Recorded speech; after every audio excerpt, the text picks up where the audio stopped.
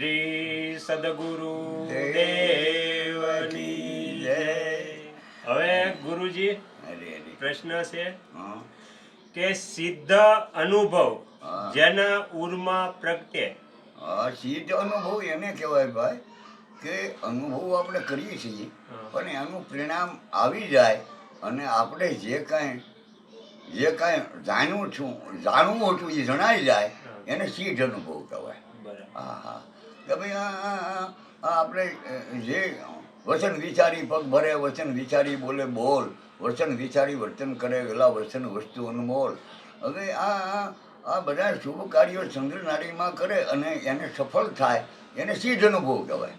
ત્યારે આ તો ક્યાંય પણ જ્યાં સુધી સફળ ન થાય ત્યાં સુધી એને સિદ્ધ અનુભવ ન કહેવાય.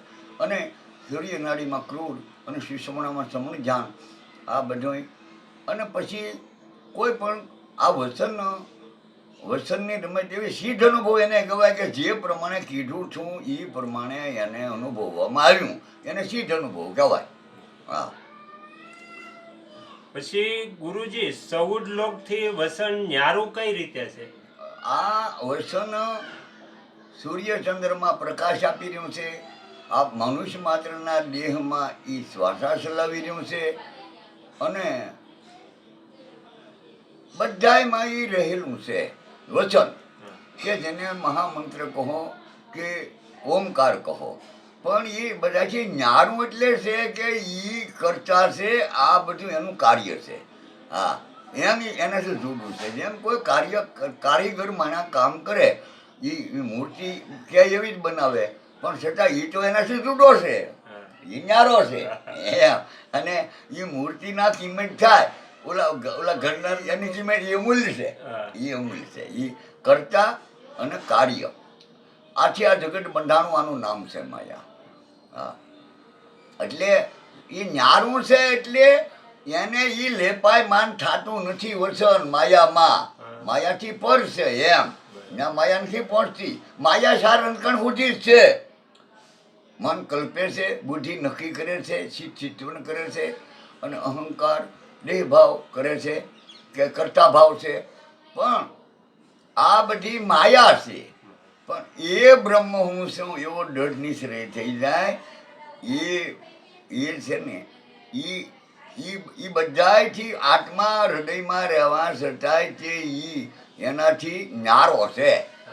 પ્રાણનોય પ્રાણ છે એમ ન્યારો 14 લોකිયા વચન એમ ન્યારું છે. પછી ગુરુજી યથાર્થ બોધ વચન કોને કહેવાય? યથાર્થ બોધ વચન એને કહેવાય કે આમાં કઈક યોગની વાતો આવે, ભક્તિની આવે, જ્ઞાનની આવે, પર ઉપકારની આવે, આવા અનેક સદગુણોની વાતો આવે, ભગવાનના અવતારોની વાતો આવે. પણ હું બ્રહ્મ છું એ જે વાત છે ને યથાર્થ બોધ છે. ઓલા બધા બોધ છે ઇતિહાસના બોધ છે. આમ થયું નાની તારીખ વાંચનાર સતયુગમાં ત્રેતાયુગમાં. પણ આ આત્મા છે કેદી જો એ ક્યાં યુગમાં એને હું કીધું કોઈ ના કહીએ. યથાર્થ બોધ એ છે કે તું બ્રહ્મ છો, તારે કાંઈ કરવાનું નથી. બસ તું છે ને જેમ છો એમ છો. આ બધું થઈ રહ્યું માયા કરી રહી છે એને જોઈ લો. પણ એ માયા નિરંજનની છે. અને એ નિરંજનનું ભજન કરવાથી જેમ આપણે કોઈને ઘેરે જઈએ અને એની કૂતરો પડેલો હોય એ ભણસવા મળે પણ ગરદનીને હડકારે એટલે એને કડી નો કે એમ આ માયા છે ને ભગવાને શરણે જવાથી માયાને ત્યાં એની પાસે હેરાન ના કરી શકતી. બાકી બધા તો જોગીઓને વનમાં લૂંટ્યા, ભોગીઓને ઘરમાં લૂંટ્યા અને કોકને દેવોને લૂંટ્યા. હા અને દાનવોને માનવોને સરાસર જીવને માયે નાશ નચાવ્યા છે. હા હા પુરુષ મનોહર નિરખે નારી શકે નહીં એના મનને વારી. અને આ નારીને વશ નર સકલ ગોસાઈ નાશે છે મરકટકી નહીં. આ બધા એકલા પેઢે બધા હેરાન જ થાય છે.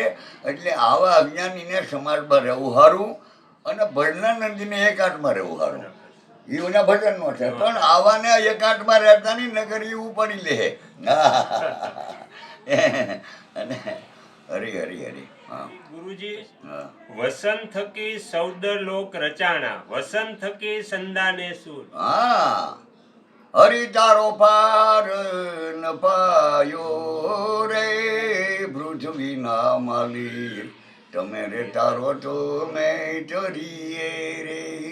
પ્રથમ ધણી એ આ પૃથ્વી રસાવી એને થંભવી નાની ઠેરાવી રે એ પૃથ્વીના માલિક તમે રેતા રહો તો અમે તરીએ રે હાથ હાથ સમુદ્ર દે જલ કેરા ભરિયા આ પાર નીર ક્યાંથી લાવ્યા રે પૃથ્વીના માલિક તમે રેતા રહો તો અમે તરીએ રે અરે સૂર્ય ને ચંદ્ર બે દીપક બનાયા તે કણ લોક માયનો ઉજિયારો રે પૃથ્વીના માલિક તમે રેતા રહો તો અમે તરીએ રે આય નાદ મુંડ નો વેલા વંશ સલાવ્યો નાદ ને મુંડ નો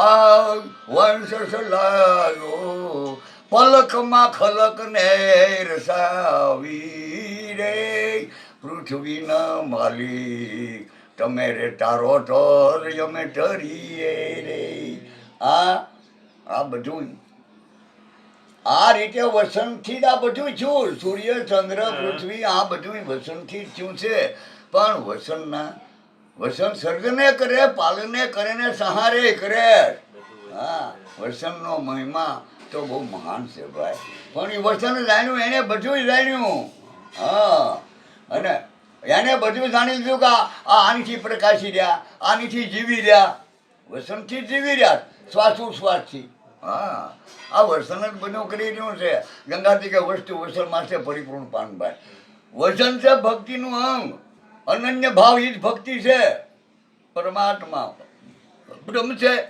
અને હું એક જીવ છું પણ જીવને બ્રહ્મ નોખા નથી અમે એક જ છીએ એમ અનન્ય ભાવ જે છે એ જ ભક્તિ છે આ વસન જ છે ભક્તિનું અંગ અમને સોહમ બે શબ્દો ગુરુ આપે પણ એ બે નથી એક જ છે એને હંસો વાંચો તો એ ચેતન છે સોહમ વાંચો તો એ બ્રહ્મ છે આ ઉલટ વાંચો તો અક્ષરો તો એના જ કાંઈ છે નાન્ય છે આવું છે બધું હવે ગુરુજી વસંત થકી થયા માયા ને મેદની માયા ને મેદની આનાથી જ લક્ષાણી પૃથ્વી જળ અગ્નિ વાયુ ને આકાશ આ 5 ભૂત છે પછી ઈ આ તમોગુણ ના છે આમાં 3 ગુણ ઓમકાર ફાટી નવખંડ ભયા રસ્તા ગયા ભૂલાય કબીર ગયા રામાનંદ ને આ હંસ ક્યાં ટુકડામાં હમાય તેમ ટુકડા ક્યાં પણ સત્વગુણી માલી સારણ ઘણ છે રજોગુણ માલી 5 વિષયો અને 5 જ્ઞાનેન્દ્રિયો થઈ અને હવે ગુરુજી વચનથી વર્ષે સાસા નૂર તો નૂર એટલે શું નૂર એટલે શ્વાસ ઉશ્વાસ આપણે એનો હકીકત ઘણાને એ કે આ નૂર બન્યાનો છે અથવા આ દમ બન્યાનો છે એમ એને હકીકત દમ એટલે શ્વાસ આ વર્ષન હકવીનું છે શ્વાસને એ આ નાભી કમલથી આ શ્વાસને ઉઠે છે ઓમ નાભીથી ઉઠે છે અને સોહમ સુનથી આય રઈ કમળમાં દોનો ભયા ત્યાં હંસ રણુકાર રૂપાય હંસ છે રણુકાર રૂપે છે ત્યાં ઈ તૈનેમાં વસન જ રમેલું છે વસન કહો કે રણુકાર કહો વસનને નામ ન અપાય કાંઈ રણુકારને હું નામ આપવું ભમરો ઉઠતો હોય તો એનો રાગ હું કે એ ભમરો જ કરીએ કે એવું આપણે રાગ ન કરીએ ખરેખર કઈક ભરે કઈ જગ્યા પ્રાસ ન મળે એમ આ બધું વચન તો આવું છે કે પછી વચન જાણ્યું એને સર્વેને જાણ્યું એને કરવું પડે નહીં બીજું કાંઈ હવે પછી એને 3 કાળનું જ્ઞાન વચનમાં છે ભૂતકાળનું જ્ઞાન વચનથી થાય છે અને વર્તમાન કાળનું અત્યારે માણસો ક્યાં છે અહીંયા શું કરી રહ્યા છે કઈ દિશે છે ક્યારે આવશે કેટલા આવે છે પૃથ્વી તત્વ હોય તો ઘણા આવે છે તમે નક્કી કર્યા નથી જળ હોય તો કે તો એ એકલો જ આવે છે અને અગ્નિ તત્વ છે કાંઈ આવ્યો પણ એને કાંઈક વિઘન છે માંડો પીડ્યો કાંઈક લાગ્યું છે કાંઈક કે માર્યો છે અને વાયુ તત્વ હોય તો કે એ આવે છે પણ એ ભૂલા પડ્યા ને તે ફેર ખાઈને આવી છે રીત મોટા અને આકાશ ચટવાલ તો કહી દઈએ એને બંધ રાખ્યું ભાઈ આજે આવવાનું નથી વાત જોઈ જો ને કાંઈ નહીં થાય છે ને કે ભાઈ અમારું બંધ હા એ કેટલા જણા આવે અને એ પાછા કઈ દિશે છે પૃથ્વી તત્વ હોય તો આવે છે પણ કઈ દહેલી આવે પૂર્વેલમાં આવે છે પૃથ્વી તત્વની પૂર્વ દિશા છે હા અને વાયુની ઉત્તર દિશા છે તેજની દક્ષિણ દિશા છે